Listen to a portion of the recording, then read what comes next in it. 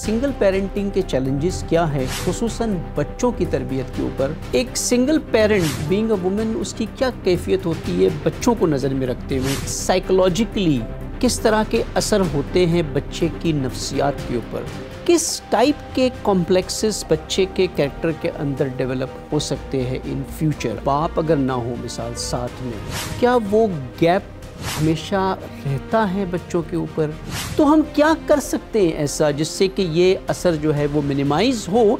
अक्सर माशरा ये पुश करता है कि औरत को दूसरी शादी कर लेनी चाहिए। ये इसके क्या प्रोज एंड कॉन्स हो सकते हैं, किस तरह से बच्चे को मैनेज करे ताकि वो असरात कम से कम हो उसके ऊपर। क्या बाप का रोल नहीं है यहाँ पे कि वो गैप को रिमोटली ही दूर ही सही आकर के उसको firm, and how effective that could B. बच्चे बाप के पास होते हैं तो उस कंडीशन में तो इफेक्ट बड़ा ही एडवर्स हो सकता है बच्चे के ऊपर, खुसूसन बाप शादी कर ले दूसरी। तो यहाँ इसको आप किस तरह से देखते हैं साइकोलॉजिकली। मर्द के लिए तो बड़ा ही एक डिफ़िकल्ट सिचुएशन बन जाता है ना कि वो बच्चों की खातिर शादी न करें, और शादी करें तो बच्चे सफ़र करते हैं। तो इस डिलेमा से कैसे बाहर निकले वो।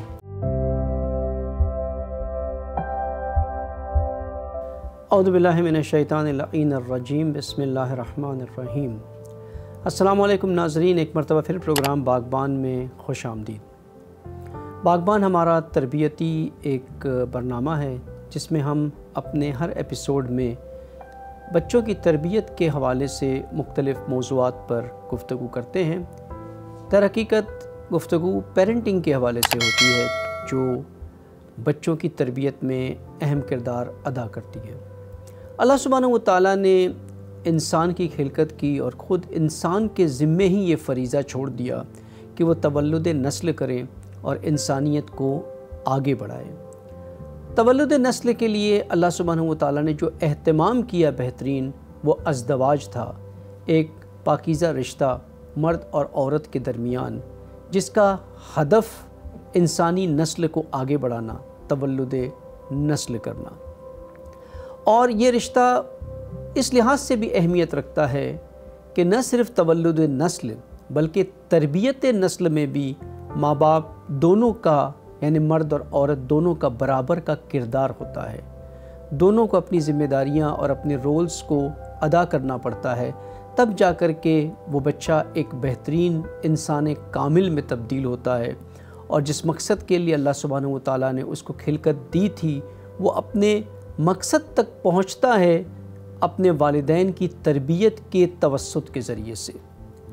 लेकिन यही रिश्ता जिससे तवल्लुद नस्ल भी होती है, बाज़ औक़ात इसमें ऐसे इत्तेफाक पैदा हो जाते हैं, ऐसे हादसे रूनुमा हो जाते हैं जिससे इस अज़दवाजी रिश्ते में शिक या खला पड़ जाती है, और नतीजा ये निकलता है कि ये बढ़ते बढ़ते तलाक़ तक पहुंच जाता है, जहां मर्द और औरत जुदा हो जाते हैं। अगर तो इनकी औलाद न हो तब तो ये मसला ख़ुद उनका इंडिविजुअल होता है और वो किसी न किसी तरह से अपनी ज़िंदगी को मैनेज कर लेते हैं या रीसेटल हो जाते हैं। लेकिन जहां बच्चे मौजूद हों वहां एक बहुत बड़ा चैलेंज आ जाता है, या दोनों के सामने या एक के पास, खुसूसन उस फ़र्द के पास जिसकी कस्टडी में बच्चे होते हैं। हमारा मौजू आज का इसी से मुताल्लिक़ है।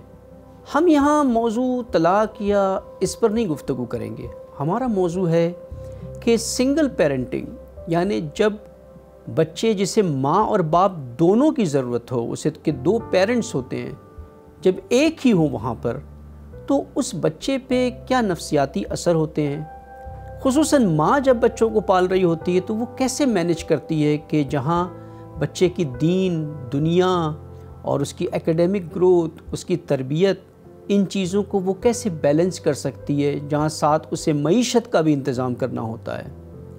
इसी तरह से ये भी होता है बाज़ औक़ात कि न सिर्फ तलाक़ बल्कि डेथ हो जाती है फैमिली में। जहाँ मर्द या औरत किसी एक की डेथ हो जाए, वहाँ भी बच्चों के साथ इसी तरह की मुश्किलात पेश आती। लेकिन मौजू हमारा आज यतीम के हवाले से नहीं है, ये अलग डिस्कशन है जो हम करेंगे। आज हम जानना चाहेंगे कि सिंगल पेरेंटिंग के चैलेंजेस क्या है, खुसूसन बच्चों की तरबियत के ऊपर, और अगर ये दुरुस्त तरीके से अंजाम ना हो तो बच्चों पे क्या नफ्सियाती असरात होते हैं और वो कहाँ तक जा सकते हैं मुस्तकबिल में, उनके ऊपर जब वो जवान हो जाते हैं, बड़े हो जाते हैं, उनके अंदर किस तरह के कॉम्प्लिकेशंस पैदा हो सकते हैं और इनसे बचने का तरीक़ेकार क्या होगा। हमेशा की तरह आज भी हमारे साथ दो खुसूसी मेहमान हैं। सबसे पहले हमारे साथ हैं मोहतरमा मिस मरियम रज़ा जो चाइल्ड साइकोलॉजिस्ट हैं। अस्सलाम वालेकुम। पहले भी हम आपसे मुस्तफ़ीद हो चुके हैं, ये आपने दोबारा ज़हमत की यहाँ पर, बहुत बहुत शुक्रिया आप यहाँ पर आई हैं। इंशाल्लाह आपसे हम इस मौजू के नफ्सियाती पहलू पर इंशाल्लाह डिस्कशन करेंगे। और साथ हैं हमारे साथ मोहतरमा मिस बतूल इसहाक जो मॉन्टेसरी ट्रेनर भी हैं और एज अ सिंगल पेरेंट भी इन्होंने लाइफ गुजारी है, तो ये भी इस पर प्रैक्टिकली रोशनी डालेंगी कि किस तरह के चैलेंजेस आते हैं एक सिंगल पेरेंट को और कैसे बच्चों को मैनेज कर सकते हैं जिससे वो जो सिंगल पेरेंट्स हैं उनको इसमें हेल्प हो सकती है इंशाल्लाह। इससे पहले कि हम गुफ्तगू का सिलसिला जारी रखें, हम लेते हैं एक छोटा सा ब्रेक। नाजरीन देखते रहिए प्रोग्राम बागबान। अगर आपको हुरा टीवी की वीडियोस पसंद आ रही हैं तो हमारा साथ दीजिए और हमारे चैनल को ज़रूर सब्सक्राइब करें और हाँ, साथ ही साथ बेल आइकन को ज़रूर प्रेस करें ताकि हमारी हर नई आने वाली वीडियो आप तक पहुँच सके। वेलकम बैक नाजरीन, एक मरतबा फिर प्रोग्राम बागबान में खुश आमदीद। मौजू हमारा है सिंगल पेरेंटिंग। सबसे पहले कि हम ये बता दें कि सिंगल पेरेंटिंग एक ऐसी चीज़ नहीं है जो कि एक अच्छा सिचुएशन या आइडियल सिचुएशन हम जिसे कह सकते हैं, लेकिन इत्तेफाक होते हैं, ग्राउंड रियलिटी है ये जिसको हम अवॉइड नहीं कर सकते। हमारा मकसद इस मौजू को डिस्कस करना ये है कि अगर ये इत्तेफाक खुदा न खास्ता हो जाए कहीं पर, तो बच्चों को किस हद तक के इसके असरात से महफूज रखा जा सकता है। हमारा फोकस बच्चों की तरबियत है इस प्रोग्राम में, न कि हम इस सोशल इशू को डिस्कस कर रहे हैं कि डाइवोर्सेस क्यों होते हैं माशरे में, क्या उसके रीज़न्स है, क्या उसके असबाब है, किसकी गलती होती है। ये एक अलग मौजू है जो इस बागबान की थीम के साथ नहीं साजगार है। तो हम चलते हैं अपने मेहमानों की तरफ अपने सवालात के साथ। सबसे पहले मैं आपकी तरफ आऊँगा मिस बतूल साहिबा के, एक सिंगल पेरेंट जब उस स्टेट में आ जाता है जहाँ पर बच्चे हों, तो बीइंग अ वुमेन उसकी क्या कैफियत होती है बच्चों को नज़र में रखते हुए कि साइकोलॉजिकली क्या इफ़ेक्ट होता है, क्या स्टेट में होती है कि मैं कैसे इसको इन बच्चों को संभालूंगी। देखिए, मेरे ख्याल में किस स्टेज पे आप के लाइफ के किस स्टेज पे, किस एज में, आपकी किस मैच्योरिटी लेवल पे ये फेज़ आया है, वो बहुत मैटर करता है। मेरे बहुत यंग एज में आया, एट द एज ऑफ 23-24। तो उस वक्त बच्चे भी मेरे दो थे और दे वर लाइक 3.5-4.5 साल के। तो और अब माशाल्लाह अगर मेरी बेटी लाइक जवान है, शी इज़ वर्किंग, बेटा भी मेरा जॉब कर रहा है, तो एक लाइक पुराने ज़माने की बात है, अभी से 20-24 साल पहले की बात कर रही हूँ। उस वक्त लाइफस्टाइल भी बहुत डिफरेंट था, ठीक है। और मिडिल क्लास जिस फैमिली से बिलोंग करती थी, बहुत रिस्ट्रिक्शंस थी, अभी की तरह मामलात नहीं थे। तो और ना ही अभी जितनी मेच्योरिटी या अवेयरनेस है वो थी उस टाइम पे। तो जब आप यंग एज में, तो फिर आप बहुत ज़्यादा helpless, pathetic, low self esteem, ये जितने नेगेटिव टर्म्स मेरे ख्याल में आप यूज़ कर सकते हैं ना, और अपनी ज़ात से हट के बच्चों के लिए फिर आप स्ट्रॉन्ग हो जाते हो। अपनी ज़ात के लिए नेगेटिव रहता है, लेकिन जब आप देखते हो कि ये लाइफ मेरे पे डिपेंडेंट है, उस वक्त आप अपने आप को मार्जिन नहीं दे सकते। ये आपके अंदर एक मकसद जो है वो बिल्कुल चेंज हो जाता है और फोकस चेंज हो जाता है कि अब कुछ भी करके मैंने बच्चों को जो है वो मैनेज करना है यहाँ पर इस स्टेट। लेकिन पर्सनली एक वुमेन जो है वो ड्वेल स्टेट में आ जाती है। एक स्टेट उसके अंदर एक क्राइसिस पैदा हो जाती है कि ये क्या हो गया, एक पैनिक सिचुएशन होता है। और लेकिन साथ में बच्चों को देख करके हिम्मत भी साथ में रखनी पड़ती है कि we have to manage the situation. बच्चों के हवाले से बच्चों पे क्या इसका इम्पैक्ट होता है उस वक्त इस छोटी एज में? बच्चों पे मेरे ख्याल में अगेन कि उनके लाइफ में क्या सिचुएशंस चल रही थी कि जब इस तरह की चीज़ हुई, ठीक है, तो वो बहुत मैटर करता है। तो लाइक प्रीवियस जो उस इंडिविजुअल बच्चे के साथ है, लेकिन अगर मैं जनरलाइज कर बोलूँ तो बहुत हार्मफुल इम्पैक्ट भी होते हैं। या तो बच्चों ने फॉर एग्ज़ाम्पल जब फादर मदर साथ थे बहुत सिवियर अब्यूसिव किस्म की चीज़ें देखी हैं, तब तो वो थोड़ा सा पीस ऑफ माइंड में भी आ जाते हैं कि चलो एटलीस्ट वो चीज़ें ख़त्म हो गई हैं। But at the same time जो बिल्कुल छोटे बच्चे होते हैं, लाइक जैसे मेरा बच्चा 3.5 साल का जो बेटा था, बेटी बड़ी थी, तो उसके लिए वो थोड़ा सा पीस जोन भी हो गया था। अदरवाइज़ क्योंकि वो चीज़ें समझती थी, अब वो 3.5 साल का बच्चा वो इतना कुछ नहीं समझता था, तो उसके बहुत सिवियर इम्पैक्ट रहे थे कि रात भर सर पे फॉर एग्जांपल दर्द रहना, मैं मुक्के लगाती थी दवाई देने के बाद भी, इट डिडंट हेल्प। और लाइक फिर साइकोलॉजिस्ट और साइकेट्रिस्ट और न्यूरोलॉजिस्ट ENT वगैरह के बाद फारिग होकर तो वो सारी चीज़ें चली, लेकिन at the end like CT scan भी हो गया, डॉक्टर ने बोला इतना सिवियर पेन और किसी वजह से नहीं हो सकता, कोई इशू है तो आप CT स्कैन करा लो, खुदा न खासा कोई ट्यूमर और एनी सच थिंग। तो वो उस कंडीशन पे फिर मैंने जाके बहुत ज़्यादा, थोड़ा माइंड साइंसेस से भी ताल्लुक़ था और स्पिरिचुअलिटी अगर कह ले कि अल्लाह पे एतमाद करके मैंने इरादा किया कि मैं जब तक मेरा खुदा मुझे नहीं कहेगा मैं तब तक CT स्कैन नहीं कराऊंगी, जिस दिन वो मुझे कहेगा कि अब बच्चा ठीक है, अगर कुछ था भी तो इट्स जस्ट अ बिलीव। तो जिस दिन मेरे दिमाग ने कहा, क्योंकि मेरे पेरेंट्स ने मुझे मना कर दिया था, नहीं ये इतनी सिवियर चीज़ें नहीं है, don't go for it, but being a mother मैं परेशान भी हो रही थी कि खुदा ना खास्ता कुछ हुआ तो इससे बेहतर है कि मुझे पहले पता हो। तो बस वो दुआएं करती गई। जिस दिन मेरे दिमाग ने कहा अगर कुछ था भी अल्लाह मैंने ठीक कर दिया है, मैं अकेले ले गई बच्चे को और CT स्कैन करवाया और अल्हम्दुलिल्लाह रिपोर्ट ठीक था। तो मेरे ख्याल में जो बीइंग ए सिंगल पेरेंट और फिर जो आपके साथ ये इशूज़ आते हैं, आप बहुत स्ट्रॉन्ग हो जाते हैं और आपकी स्ट्रॉन्गनेस फ्यूचर में ग्रेजुअली बच्चे को उसको टेक ओवर करना सिखाती है। जी बहुत बहुत शुक्रिया, आपने अच्छा जवाब दिया। यहाँ पर मैं आपकी तरफ आऊँगा कि साइकोलॉजिकली दो सिचुएशन बन जाते हैं इसमें। एक तो ये है कि एक एब्रप्ट तरीके से रिलेशन ब्रेक होता है, फैमिली में सब कुछ नॉर्मल चल रहा होता है, कहीं से कोई चीज़ निकल आती है जिसके बाद एकदम से एक शॉर्ट पीरियड के अंदर रिलेशनशिप ब्रेक हो जाता है। एक सिचुएशन होता है कि इब्तिदा से ही बच्चे के सामने अब्यूसिव एक एनवायरनमेंट बना हुआ है। इन दोनों सिचुएशंस में किस तरह के असर होते हैं बच्चे की नफ्सियात के ऊपर, और आगे चल के हम इस पर डिस्कस करेंगे कैसे उनको रिजॉल्व किया जा सकता है। डेफिनेटली अगर तो बच्चे अब्यूज़िव रिलेशनशिप में हैं, मतलब पेरेंट्स जो हैं वो लड़ाई कर रहे हैं, आपस में एक दूसरे के साथ अब्यूज़िव लैंग्वेज यूज़ कर रहे हैं, तो बच्चे ऑलरेडी एक स्ट्रेस में हैं, बच्चों को ऑलरेडी एक प्रॉब्लमेटिक सिचुएशन मिली हुई है, और उसमें अगर वो सेपरेट होते हैं तो बच्चे हमें सामने तो ये लग रहा होता है ना कि वो बेहतर हो गए होंगे, उन्हें सुकून मिल गया होगा, लेकिन कन्फ्यूजन उन्हें स्टिल होती है क्योंकि पहले दोनों पेरेंट्स होते हैं, कुछ ना कुछ अगर चाहे लड़ाई झगड़ा भी हो रहा है, एक पेरेंट एक काम कर रहा है, दूसरा पेरेंट दूसरी जिम्मेदारी को संभाल रहा है। जब ये सेपरेशन होती है तो बच्चे समहाउ एक लिहाज से तो रिलैक्स स्टेट में आ जाते हैं कि अब वो लड़ाई झगड़ा नहीं है, थोड़ा पीस ऑफ माइंड है, सारा कुछ है, लेकिन ये है कि उन्हें कन्फ्यूजन होती है। उनके लिए ये एक्सेप्टेंस मुश्किल होती है कि पहले हमारे पास दो एडल्ट फिगर्स थे, अल्लाह ताला ने सिस्टम भी ऐसे बनाया हुआ है कि माँ बाप दोनों को होना चाहिए तरबियत के लिए। तो अब वो गार्डियन एक रह गया है। जब वो एक रह गया है, अब उनको पता है कि अब मुझे कुछ खाने को चाहिए तो मुझे उसी पेरेंट के पास जाना है, मुझे पैसे चाहिए मुझे उसी पेरेंट के पास जाना है, मुझे कोई और नीड चाहिए मुझे उसी पेरेंट के पास जाना है। तो यहाँ पे वो जो एक सिंगल पेरेंट होता है ना, वो भी साइकोलॉजिकल इश्यूज़ का शिकार होना शुरू हो जाता है। बिकॉज पहले अगर डिवाइडेड अटेंशन होती है, अब बच्चे जो हैं वो सारा कुछ एक ही बंदे से पूछेंगे, एक ही पेरेंट के पास जाएंगे, तो क्या होगा कि बच्चे तो स्ट्रेस में आ ही रहे हैं, पेरेंट भी स्ट्रेस में आएगा, वो बर्नआउट करेगा, वो सारा कुछ बच्चों पे निकालेगा। जब वो बच्चों पे निकालेगा तो डेफिनेटली बच्चा और स्ट्रेस में आएगा। बच्चे को लगेगा कि शायद पहले हम ज़्यादा बेहतर थे, मेरी नीड्स सुनी जाती थी, मेरी डिमांड्स पूरी होती थी, अब मुझे फॉर एग्जांपल अगर कोई एक्स्ट्रा करिकुलर एक्टिविटीज़ के लिए पैसे चाहिए तो मेरा पेरेंट मुझे कहता है कि नहीं, हमें सेव करना है, बिकॉज अब हमारे पास फाइनेंशियली प्रॉब्लम्स आ गई हैं, अब हम इतना खुला नहीं मतलब हाथ रख सकते।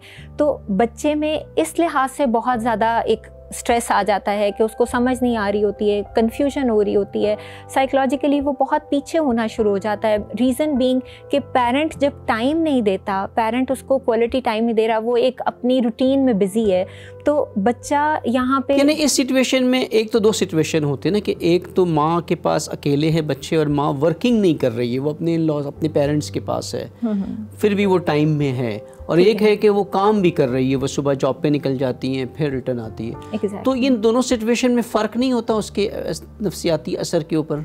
फ़र्क इन एनी केस देखिए, मदर चाहे घर में है, नहीं काम कर रही है, वो घर के काम भी तो कर ही रही है ना, वो भी एक फुल टाइम जॉब है जिसको हम निगलेक्ट कर रहे होते हैं।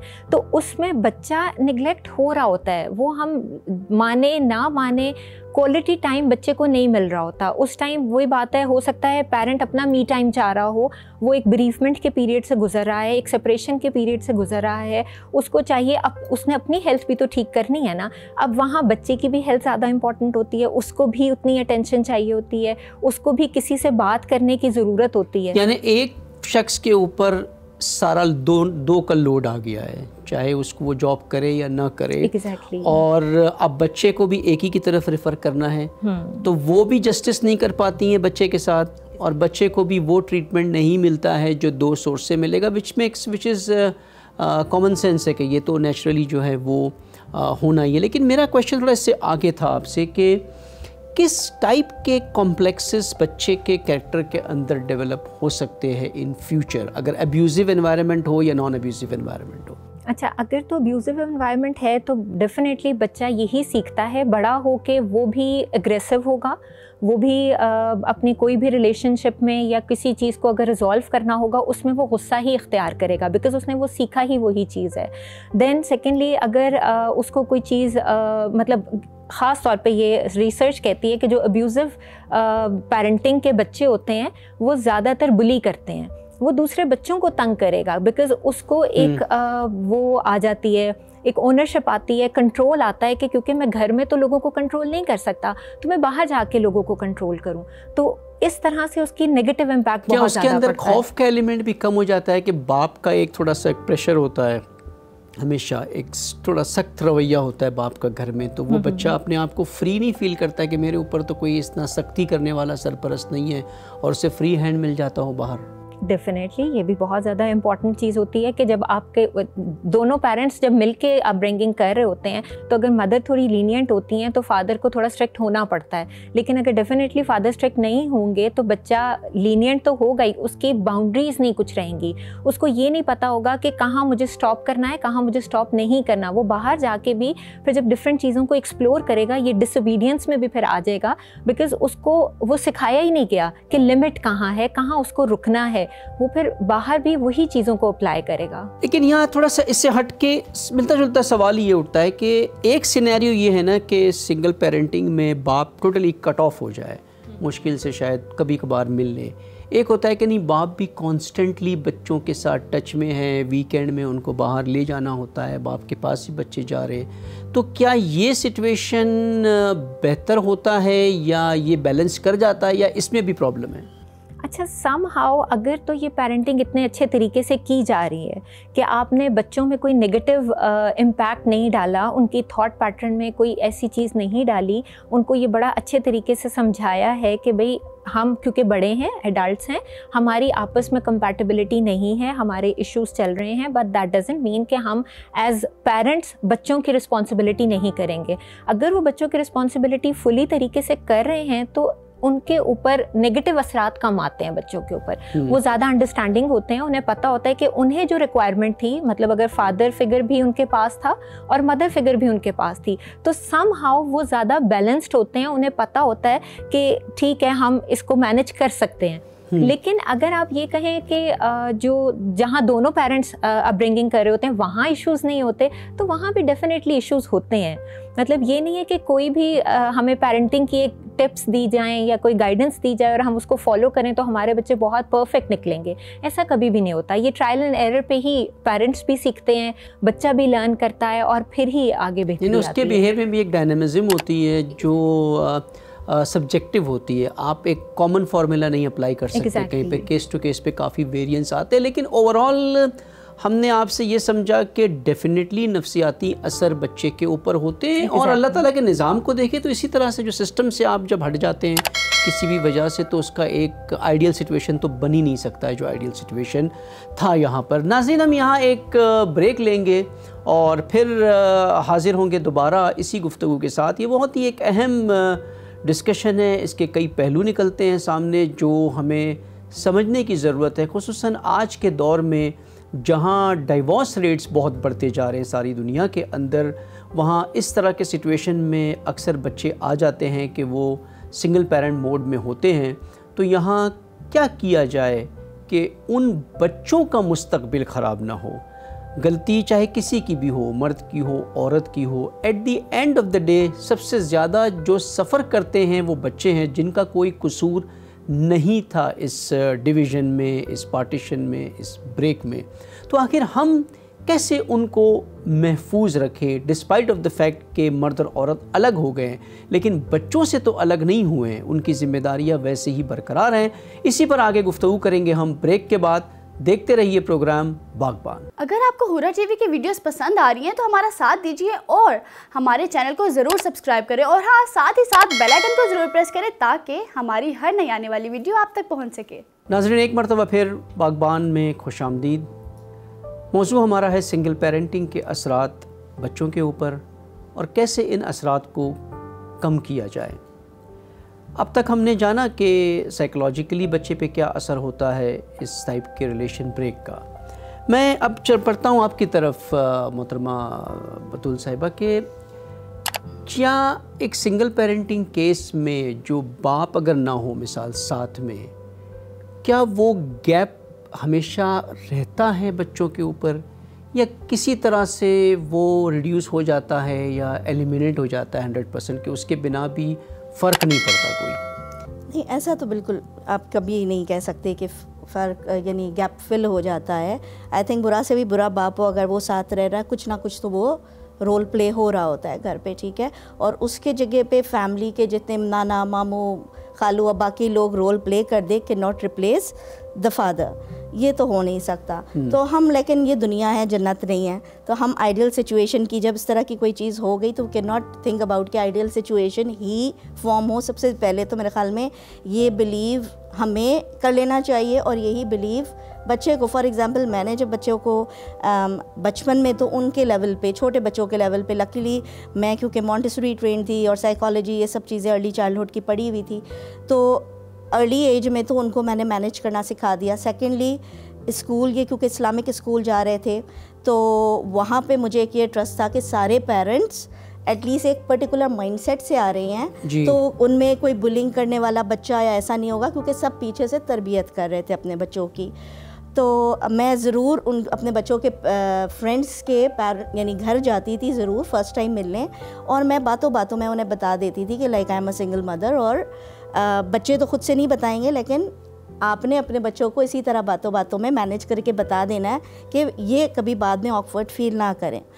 और जब स्पेशली मेरी बेटी और बाद में बेटा भी टीन एज लेवल पे गया, और मैंने और भी बच्चों को बहुत इसी तरीके ऑब्जर्व किया कि टीन एज में वापस एक क्राइसिस आता है, बिकॉज टीन एज में बच्चे, it's a rebirth of a child in a society, बिल्कुल ठीक है ना। टीन एज में जब होते हैं तो उस वक्त वो वापस से रियलाइज़ करते हैं, क्योंकि अपनी वो पहचान ढूंढ रहे होते हैं सोसाइटी में फर्स्ट टाइम। बिल्कुल। तो वो बोलते हैं कि लाइक सबके तो फादर साथ रहते हैं, तो या वो झूठ बोलना किसी तरीके से फ्रेंड से या तो क्लोज नहीं होते, या झूठ बोलना शुरू कर देते, अबू मेरे बाहर रहते हैं, यूं है, एक इन्फीरियरिटी कॉम्प्लेक्स आना स्टार्ट हो जाता है। कॉम्प्लेक्स भी होगा, लेकिन उसको कवर अप भी तो करना है, क्योंकि लाइक और बच्चे फादर की बात कर रहे हैं, इनके पास ये अगर मिल भी रहे हैं लेकिन उस तरीके से नहीं रह रहे, तो ये बातें छुपाएंगे भी, हाइड भी करेंगे, विच इज़ क्वाइट नेचुरल।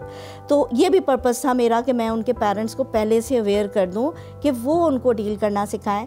सो उस जगह में फ्रेंड्स ने बड़ा मेरे बच्चों को हेल्प आउट किया, बट एक बहुत क्राइसिस वाला टाइम आया, इमोशनली दे वर चैटर्ड, और लाइक मुझे खुद समझ नहीं आ रहा था why it was happening, specially first time जब मेरी बेटी के साथ हुआ। मेरे बेटे के साथ हुआ उस वक्त मुझे पता था, क्योंकि I experience it before around the age of 12 और 13 कि बहुत ज़्यादा एग्रेसिव और मूडीनेस और इस तरह। सो मैंने देखा पढ़ाई में माशाल्लाह she was doing like first second ही आना था, और बाकी सारी चीज़ें रिमेन्स द सेम। तो क्वेश्चनिंग करते करते दिमाग में बच्चे के साथ भी, स्कूल में टीचर्स के साथ डिस्कस करके I came to the conclusion कि ये इश्यूज़ आ रहे हैं। तो then I discuss it with her कि सबसे पहले रसूल पाक सल्लल्लाहु अलैहि वसल्लम की कहानी वापस से याद दिलाई कि वो भी यतीम थे, उनके फादर नहीं थे। If you are feeling that, तो जैसे ही मैंने जुमला बोला वो फूट फूट कर रोने लगी, और सेम हैपेंड विद माई सन। तो उस चीज़ फूट के रोने ने मुझे बता दिया कि यही मसला था, मैंने दुखती रख पे हाथ रखा है सही। they were missing that element of fatherhood. कि मैं अब सोसाइटी में मैं किस तरीके से आगे बढ़ूंगा, मैं तो नॉर्मल बच्चों की तरह नहीं हूँ। Then I started telling them कि और आपके कज़िन्स, आपके मामू, आपके ये पड़ोसी, आपके वो दोस्त, ये सारे सिंगल पेरेंट्स हैं या ये सिंगल पेरेंट्स के बच्चे हैं। तो जब उनको माशरे के इतने सारे बच्चों का पता चला या एडल्ट्स का पता चला, दे फेल्ट नॉर्मलाइज। सिर्फ इतना सा डील करना यानी बीइंग अ पेरेंट मुझे उन्हें सिखाना था। And when they shifted to another school later on, तो वहाँ पे तो फिर वो बच्चे हंसे थे कि अम्मा आजकल तो हर दूसरा बच्चा बेचारा सिंगल पेरेंट है किसी ना किसी रीज़न की वजह से। सो दे गॉट नॉर्मलाइज। तो लेकिन नॉर्मलाइजेशन के प्रोसेस से टीन एज में, चाहे जितने छोटी एज में उन्होंने पेरेंट्स का सेपरेशन देखा और वो अलग रहे, टीन एज में आके वापस से एक बहुत क्राइसिस वाला टाइम, तो अगर आप पहले से अवेयर रहते हैं, you know how to handle them and make it comfortable, तो यहाँ रिलीजन भी अगेन आपको बहुत ज़्यादा सपोर्ट करती है, बीइंग अ मदर भी और बीइंग अ चाइल्ड भी, कि अगर आप लाइफ के उस सिचुएशन में हो तो you have to be grateful. आपको अल्लाह का शुक्र अदा ही करना है। जब तक आप रोते रहोगे तब तक आपका मसले का हल नहीं हो सकता। मतलब आप शुक्रगुजार नहीं हो। अल्लाह मियाँ ने आप चाहे किसी भी वजह से वो सिचुएशन आई, अल्लाह तो आगा था ना, तो वो चाहता तो ना होता। तो अगर वो चाहता है और फिर भी हुआ है तो ये आपके लिए बेस्ट था। और स्पेशली बीइंग अ बच्चा, यानी उसकी तो कोई मिस्टेक भी नहीं है बच्चे की, तो वो उसके लिए बेस्ट है। तो जब बच्चों को आप इस तरीके से थिंकिंग पॉजिटिव सिखाना और ग्रेटफुलनेस सिखाना शुरू कर देते हैं, सो वो लाइफ के और भी मसाइल को जो ज़िंदगी में आने ही ना आने हैं, लाइक ज़िंदगी का मकसद मतलब ही गालबन ये है कि ऑब्स्टिकल्स ने आना है, how you are going to overcome that, ठीक है, और how to win it, better to say. तो सबसे ज़्यादा किस एरिया पे बच्चे को अफेक्ट होता है बीइंग अ सिंगल पेरेंट के केस में?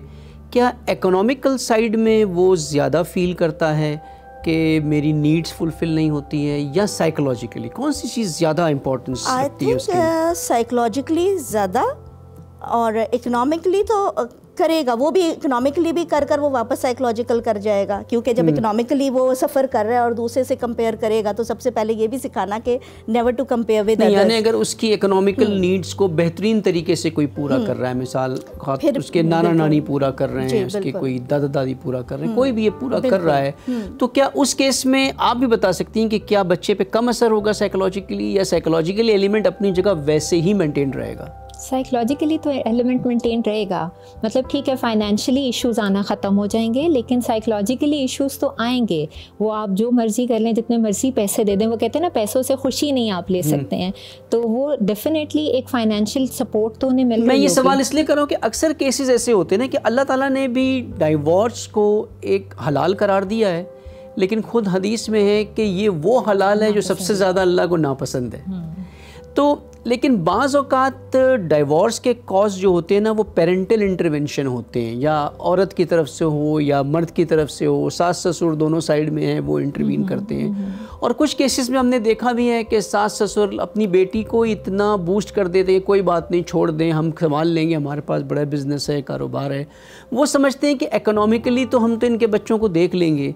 तो मैंने इसीलिए ये सवाल किया कि क्या वो काफ़ी है ये थिंकिंग रखना कि अगर इकोनॉमिकली हम सपोर्ट कर लेते हैं तो इट डजंट मैटर, डाइवोर्स होती हो जाए, क्या फ़र्क पड़ता है? नहीं, बिल्कुल भी नहीं, क्योंकि बच्चों में वो गैप आ जाएगा। बच्चे अगर फॉर एग्जांपल फादर मिसिंग है ना, तो बच्चे वही फादर फिगर बाहर तलाश करेंगे। जब वो बाहर तलाश करेंगे वहाँ ठोकरें भी खाएंगे, बिकॉज उन्हें कोई परफेक्ट फादर फिगर मिलेगी नहीं। जी, वो रिप्लेस तो नहीं हो सकता। एग्जैक्टली। फिर ट्रस्ट इशूज़ बनना शुरू हो जाते हैं। वो बच्चे ईजिली लोगों पर ट्रस्ट नहीं करेंगे। जब ट्रस्ट इशूज़ डेवलप होना शुरू होंगे, बच्चों में एंग्जाइटीज़ बढ़ेंगी। जब एंग्जाइटीज़ बढ़ेंगी तो डेफिनेटली साइकोलॉजिकल इशूज़ और ज़्यादा बढ़ेंगे। जी, अब यहाँ पर हमारा एक आखिरी सवाल है जो रातुलानी सवाल है कि क्या एहतमाम, क्या अरेंजमेंट्स करने चाहिए? अफेक्ट तो होगा, आइडियल सिचुएशन नहीं, आप दोनों इस बात पर मुत्तफिक है कि आइडियल सिचुएशन तो है ही नहीं है किसी भी सूरत में, लेकिन हम इसे कितना मिनिमाइज़ कर सकते हैं बाय मेकिंग सर्टन अरेंजमेंट्स ताकि बच्चे पे इफ़ेक्ट उसका मिनिमल हो। जैसा कि आपने भी फरमाया बेहतरीन कि हम सिर्फ ये देखते हैं कि छोटे बच्चे पे असर होता है, लेकिन जब वो टीनेज लेवल पर चला जाता है वहाँ पर उसके ऊपर बहुत ज़्यादा इम्पैक्ट होता है, क्योंकि अब वो मैच्योर्ड है। पहले तो इमेच्योरिटी में आपने उसको बेला फुसला दिया कि आपके वालिद आ जाएंगे, पापा आ जाएंगे, बाबा आ जाएंगे, यहाँ गए, टूर पे गए, लेकिन जब वो बड़ा हो जाता है वो सोचने लगता है, उसको वो गैप क्लियर क्लियर नज़र आता है। तो हम क्या कर सकते हैं ऐसा जिससे कि ये असर जो है वो मिनिमाइज़ हो? ये सवाल का जवाब हम आपसे पूछेंगे ब्रेक के बाद। नाजरीन देखते रहिए, साथ रहिए हमारे प्रोग्राम में, देखते रहिए प्रोग्राम बागबान। अगर आपको हुरा टीवी की वीडियोस पसंद आ रही हैं तो हमारा साथ दीजिए और हमारे चैनल को ज़रूर सब्सक्राइब करें, और हाँ, साथ ही साथ बेल आइकन को ज़रूर प्रेस करें ताकि हमारी हर नई आने वाली वीडियो आप तक पहुंच सके। वेलकम बैक नाजरीन, एक मरतबा फिर हमारे प्रोग्राम बागबान में खुशामदीद। ब्रेक से पहले हमारी गुफ्तगू जारी थी कि बच्चों पर नफसियाती असर होते ही हैं, चाहे इस तरह के सिंगल पेरेंटिंग सिचुएशन में अगर इकोनॉमिकल नीड्स भी उनकी अगर फुलफ़िल होती है तो उन पर साइकोलॉजिकल असरात होते हैं। और बिलखुसूस उस एज में जो टीनेज की एज होती है, 11-12 साल 13 साल, जहाँ उनके फ़िज़िकली भी हार्मोन्स चेंज होते हैं, उनके ऊपर एक सिग्निफिकेंट इफ़ेक्ट आता है इसका जब वो खुसूसन बाप के गैप को वहाँ पर देखते हैं जो उन्हें नज़र नहीं आता। अब इस सिचुएशन को मिनिमाइज़ करने के लिए एक तो होता है कि माँ स्ट्रगल करती, जैसा कि हमारी मेहमान ने भी बताया कि उन्होंने बड़ा स्ट्रगल किया इसके ऊपर कि इसको बैलेंस करके उनको बाहर निकाले। लेकिन इसकी प्लानिंग कैसी होनी चाहिए कि खुदा न खास्ता ये सिचुएशन हो जाए? क्या एहतमाम करने चाहिए जहाँ पर बच्चों के ऊपर मिनिमल असर हो? मैं यहाँ पर इसी सवाल के अंदर एक सलूशन जो अक्सर लोग ढूंढते हैं, मैं आप दोनों से इस पर राय लेना चाहूँगा, बीइंग इन दैट सिचुएशन और एक एक्सटर्नल साइकोलॉजिस्ट के। अक्सर माशरा ये पुश करता है कि औरत को दूसरी शादी कर लेनी चाहिए ताकि वो सिचुएशन से बाहर निकले। ये इसके क्या प्रोज एंड कॉन्स हो सकते हैं फिर? कि असल में देखिए, दूसरी शादी तो तब की बात है जब पहले वो सेटल हो गई है, ठीक है। वो तो हम हर चीज़ में समझते हैं शादी कर दो चीज़ें सेटल हो जाएंगी, तो दूसरी शादी भी इसीलिए कि शादी कर दो चीज़ें सेटल हो जाएंगी। जब तक वो साइकोलॉजिकली सेटल नहीं हो रही है, जब तक उसके इश्यूज़ आ रहे हैं, जब तक उसके प्रॉब्लम्स आ रहे हैं, आप उसकी दूसरी शादी करेंगे, एक और नया बोझ आएगा, एक और नया प्रॉब्लम आएगा। हाँ, अनटिल एंड अनलेस वो इतनी सेटल हो गई है, उसको लगता है कि हाँ अब मैं मेंटली एक स्टेबल हूँ, मेरे बच्चे स्टेबल हैं, फिर वो सोच सकती है। लेकिन ऐसे नहीं कि हैपहैज़र्डली आप दूसरी शादी कर लेते हैं। आपको यहाँ पे बच्चों को इन्वॉल्व करना बहुत ज़रूरी होता है। यानी बच्चों को इन्वॉल्व करके करना चाहिए। लेकिन बच्चा अगर छोटा है, 4 साल 5 साल 7 साल, वो किस तरह से आप उसको इन्वॉल्व करके करेंगे? मैं आपकी तरफ इस सवाल को लेकर आता हूँ कि आप इस सिचुएशन से गुजरी हैं तो ये आपको भी आते होंगे सजेशंस। मैं आपको इस बारे में बताऊं कि उस वक्त तो मुझे रियलाइज़ नहीं होता था, लेकिन अब मैं अगर मैच्योरिटी के इस लेवल पे खड़ी हूँ तो मैं उस टाइम को देख के कह सकती हूँ कि मैं बहुत ज़्यादा साइकोलॉजिकल पेशेंट थी। ठीक है। और हमारे यहाँ पाकिस्तान में ट्रेंड नहीं है कि साइकोलॉजिस्ट के पास छोटी छोटी बातों पे हमें ये छोटी बातें लगती हैं, लेकिन ये gradually a stitch in time saves 9 कि जैसे जैसे टाइम गुजरेगा फिर वो जो है ना वो भी बढ़ता चला जाएगा, इश्यूज़ आपके बड़े होते चले जाएंगे, उसको रिजॉल्व करना मुश्किल होता चला जाएगा। तो साइकोलॉजिकल जब तक आप जैसे उन्होंने कहा, तो जब तक वो रिजॉल्व नहीं होता तो फिर आप दूसरी लाइक मेरे दिमाग में तो एक फेयर ऑफ मैन इतना ख़तरनाक बैठ गया था। लाइक मुझे कोई बोले कि वो शख्स कैसा है, अगर मैं उनसे मिली हुई बोले बहुत नाइस, ये ज़बरदस्त क्वालिटीज़ है उनकी, नेक्स्ट ही सवाल कोई मुझसे बोले कि आपने उनसे शादी करनी है तो मुझे दुनिया का सबसे बुरा इंसान लगेगा। तो वो इतना, हाँ, तो जब आप उस कंडीशन में हो तो आप कैसे, अगर आपकी ज़बरदस्ती करा भी दी जाए शादी तो वो तो एक और ट्रॉमा में आप चले जाओगे, तो वो तो फर्दर बच्चे तो पता नहीं दफ़ा नहीं हो जाएंगे। तो वो इट्स नॉट, ये कोई हल नहीं है। हाँ, अगर आप उसको ideal Islamically point of view के नज़र से देखें कि हमें चीज़ों को इतना सर पे नहीं चढ़ा लेना चाहिए। यहाँ पे मैं अपने आप को मैं देखूँ या दूसरों को देखूँ तो हमारी सोसाइटी इस तरीके से ब्रॉटअप करती है कि हम ये इस तरह के इश्यूज़ को बहुत बड़ा इशू समझते हैं। लाइफ एक ही है, आपके हो गया ये मिसहैप, आप आगे चलो। अल्लाह ताला भी यही कहता है, अल्लाह ताला कुरान में आयत है, मफहूम इसी तरह का है कि आप जब अलग हो गए तो दोनों के मसले अल्लाह ताला हल कर देगा, आसानियाँ करेगा, आगे बढ़ो। हम नहीं बढ़ते, हम इंडिविजुअली भी नहीं बढ़ते, सोसाइटी में लोग अगर बढ़ाते हैं तो इसी तरीके से धक्का मार के बस शादी कर दो, ये वाला तरीका होता है जो सही नहीं होता।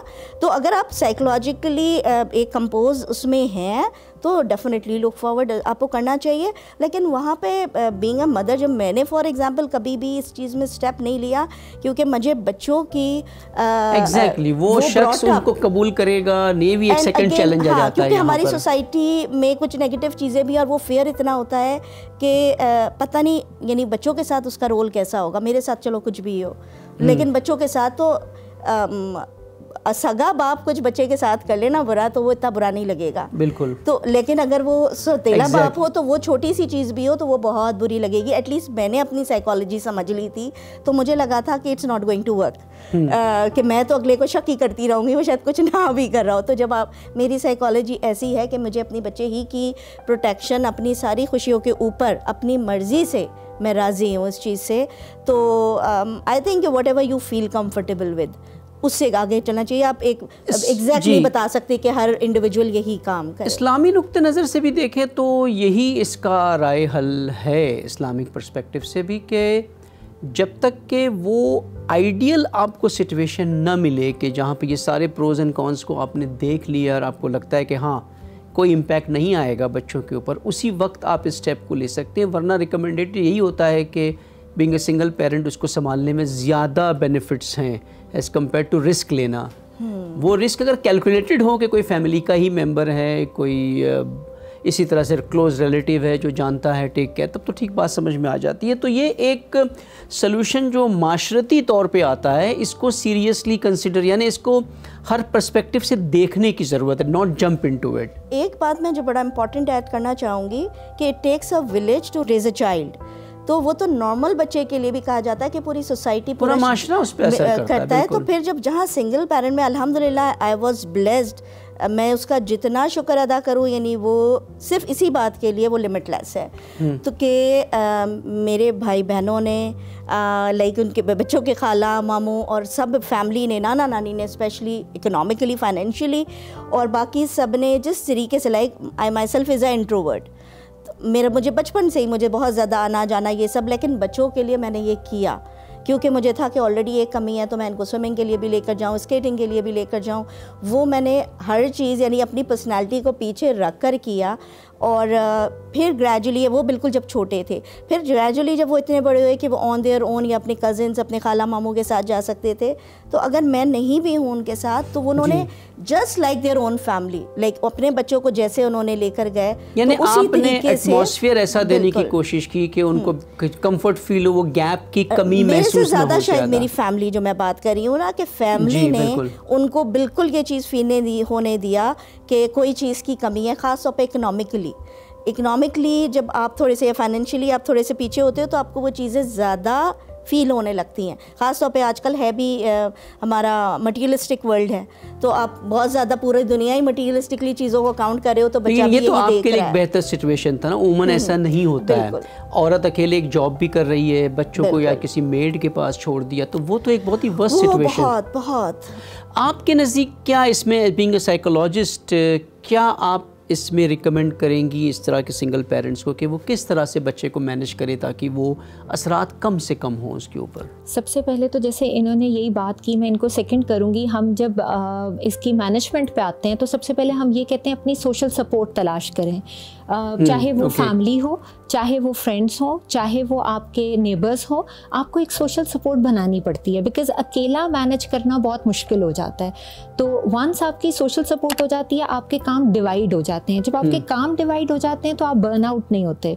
जब आप बर्न आउट नहीं होंगे तो आप साइकोलॉजिकली क्योंकि सेटल्ड रहेंगे, तो आप बच्चों की परवरिश भी ज़्यादा बेहतर तरीके से कर सकेंगे। इसीलिए मैं यहाँ पे थोड़ा सा इसको लिंक करूँ कि वेस्टर्न कंट्रीज़ में क्योंकि सोशल सपोर्ट नहीं होता है सिंगल पेरेंट्स को, वो वैसे ही इंडिविजुअल लाइफ गुजारते हैं, उनकी सोशलाइजेशन बड़ा लिमिटेड होता है। ये जो स्टैटिस्टिक्स वहाँ से निकलती है कि अक्सर सिंगल पेरेंट्स के बच्चे जो हैं वो क्रिमिनल माइंडेड हो जाते हैं आगे चले। मदरबॉट जो कल मैं देख रही थी रिसर्च इस पे, लोकल तो नहीं इतने मुझे मिले, लेकिन जिनको मदर्स रेस करती हैं वो 70 to 80%। यानी सोसाइटी को भी ये समझना चाहिए कि सिंगल पेरेंट होना कोई जुर्म नहीं है, कोई ऐसी बुराई नहीं है, ये एक इत्तेफाक है जो हो गया और जिसकी इजाज़त भी दीन ने दी है। क्योंकि अगर एक अब्यूज़िव एनवायरनमेंट में बच्चा अगर पल रहा है तो शायद उसके असरात ज़्यादा होंगे बनिस्बत इसके कि वो सिंगल पेरेंटिंग माहौल में पड़े। इसीलिए दीन ने भी इसकी इजाज़त दी है कि आप ब्रेक कर सकते हैं एक एक्सट्रीम सिचुएशन में।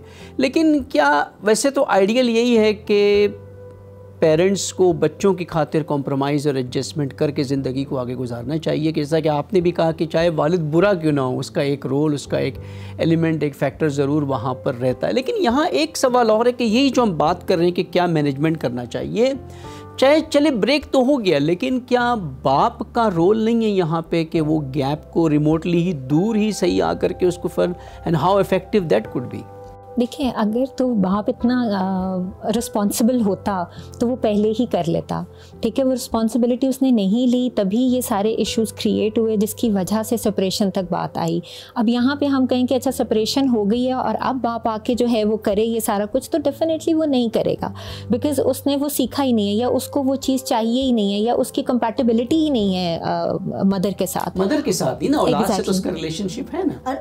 लेकिन हमने यहाँ पे बाप को कसूरवार समझ लिया कभी कभी, यानी दोनों साइड से होता है ना। औरत की वजह से बाप अच्छा हो, प्ले भी कर रहा हो, नहीं हाँ, वो औरत की वजह से मसला वो नहीं लिफ्ट कर सकता, दोनों ही की वजह से वो बेटर टू डेफिनेटली। अगर तो इस तरह की सिचुएशन है और बाप, वही हमने ये पहले भी डिस्कस किया था कि अगर बाप इतना केपेबल है और वो समझता है कि मेरे बच्चे मेरी भी जिम्मेदारी हैं, तो वो जब रोल प्ले करता है तो डेफिनेटली कम असरात आते हैं बच्चों में साइकोलॉजिकल, निस्बतन उसके कि बाप बिल्कुल ही कट ऑफ हो जाए और वो बिल्कुल ही बच्चों के ऊपर तवज्जो ना दे। तो यानी ये ज़रूरी है इस टाइप के केस में कि बाप को भी, वालिद को भी कोशिश करके जितना हो सके मैक्सिमम क्वालिटी टाइम बच्चों को देना चाहिए, चाहे आउट ऑफ द प्लेस हो, सेपरेट हो, कहीं भी ले जा करके दें, कुछ भी करें, उनसे टच में। आजकल तो कम्युनिकेशन का दौर है, फ़ोन पर, व्हाट्सएप पर, जहाँ भी है वो बच्चे से कांटेक्ट में उसको रहना चाहिए, ताकि वो एलिमेंट जो है, फादरली एलिमेंट जो है, वो मिस ना हो बच्चे को भी लगे कि मेरे साथ भी बाप है। अगर स्कूल भी जाना है बाप को, तो बाप ने जाना चाहिए स्कूल के अंदर भी बच्चों की।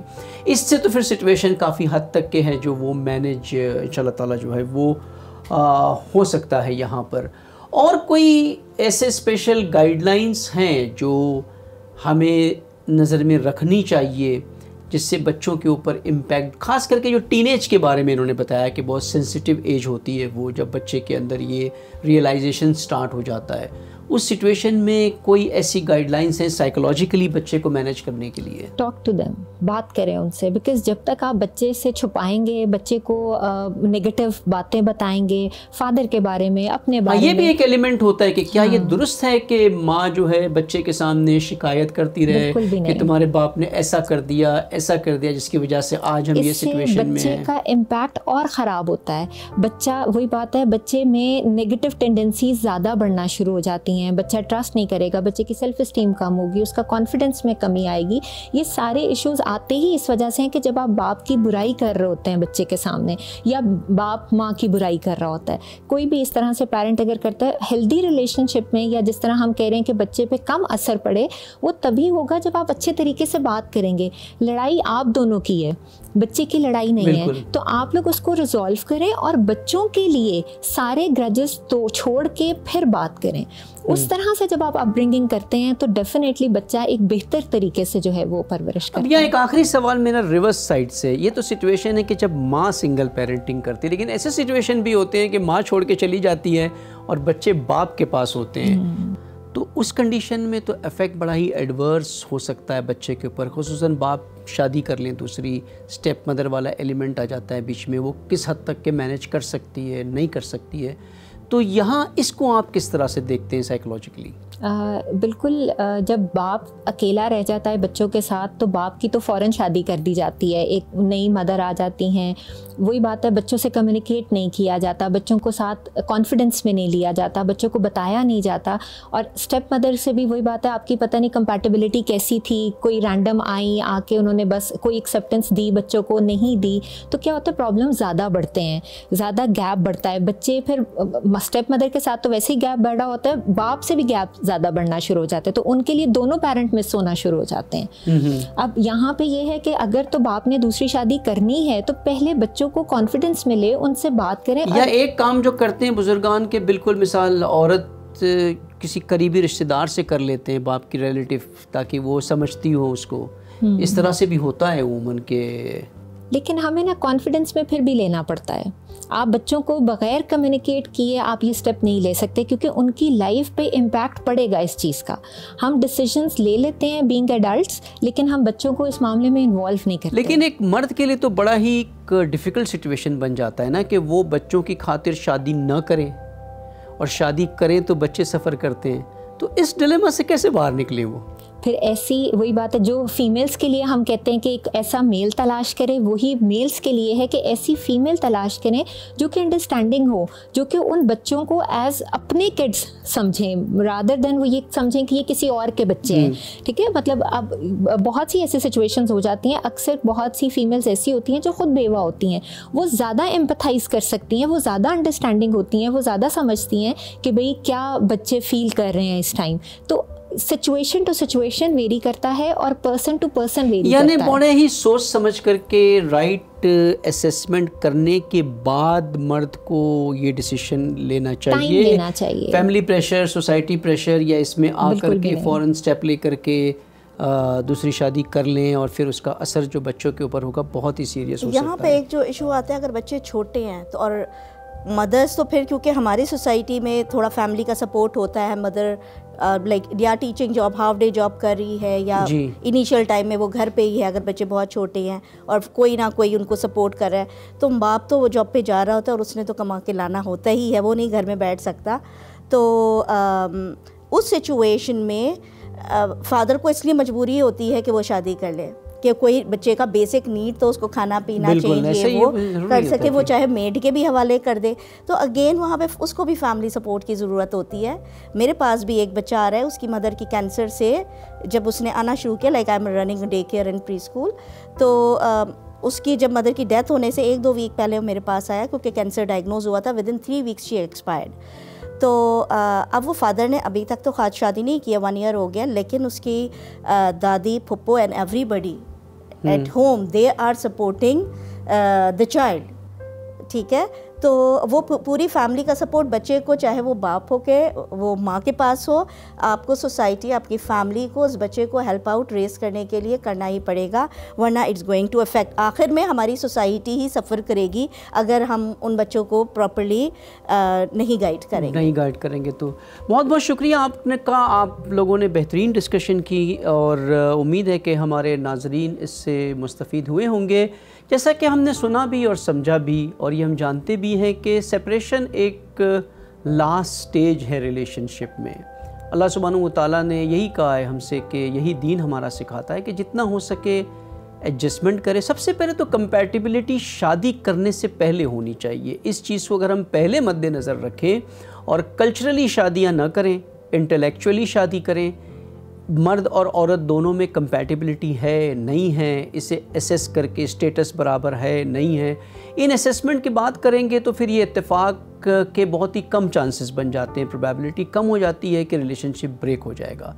लेकिन बहरहाल 2 इंसान हैं, 2 मुख्तलिफ फैमिली से आ रहे हैं, इनके दरमियान डिफरेंसेस तो होते ही हैं जो कि नेचुरल है। यहाँ पर अगर वो तरबियत याफ्ता हो तो वो अपने डिफरेंसेस को ओवरकम करके, मैनेज करके, एडजस्ट करके आगे चल सकते हैं। और ख़ुसूसन जब बच्चे हो जाएं तो उनका गोल पोस्ट चेंज हो जाना चाहिए और मकसद होना चाहिए बच्चों की तरबियत, बच्चों की परवरिश, और उसके खातिर वो अपने छोटे छोटे मसाइल को नज़रअंदाज कर दे। तो ये एक आइडियल सिचुएशन है जहाँ पर रिलेशन ब्रेक ना हो। अगर रिलेशनशिप ब्रेक हो जाता है तो बच्चों पे इसके संगीन असरात पड़ते हैं और ख़ुसूसन माँ के पास बहुत बड़े चैलेंजेस आ जाते हैं। उसे अपनी लिविंग भी अर्न करनी है या फैमिली पे डिपेंड होना है अपनी, और बच्चों को साइकोलॉजिकली भी मैनेज करना है। जैसे जैसे बच्चे एज में बढ़ते हैं ये मसला ख़त्म नहीं होता, कम नहीं होता, बल्कि बढ़ जाता है टीनेज एज में आकर के। तो ये बड़ी चैलेंजिंग लाइफ से एक सिंगल पेरेंट को गुजरना पड़ता है, जिसके लिए ट्रेनिंग भी ज़रूरी है, कंसल्टेशन भी ज़रूरी है। ये भी ज़रूरी है कि साइकोलॉजिस्ट या इस तरह के अफराद से या दीनी उलमा से आकर के डिस्कस करें, कंसल्ट करें कि कैसे मैनेज करें। बहरहाल बच्चों की तरबियत हमारी ज़िम्मेदारी है, चाहे वो सिंगल पेरेंट हो, डुअल पेरेंट हो। जो रिलेशनशिप ब्रेक हुआ है उसके ज़िम्मेदार बच्चे नहीं थे, वालिदैन ख़ुद थे, चाहे कोई भी हो या दोनों हो। इसकी सज़ा बच्चों को किसी भी सूरत में नहीं मिलनी चाहिए और हमें बेहतरीन कोशिश करनी चाहिए कि इन बच्चों पर कोई नेगेटिव असर ना हो। साइकोलॉजिकली इनको जितना चाहें हम सपोर्ट करें ताकि ये भी माशरे में एक कॉम्प्लेक्स के साथ न ज़िंदगी गुजारें, कहीं पर इनके अंदर एहसास कमतरी ना हो, खला ना हो, गैप ना हो, कोई उक़दा ना बन जाए इनके अंदर। उम्मीद है नाज़रीन आपने इस गुफ्तगू से भी इस्तिफ़ादा किया होगा और ये रहनुमाई आप आगे भी मुंतकिल करेंगे दूसरों तक। अगले एपिसोड तक अल्लाह हाफ़िज़।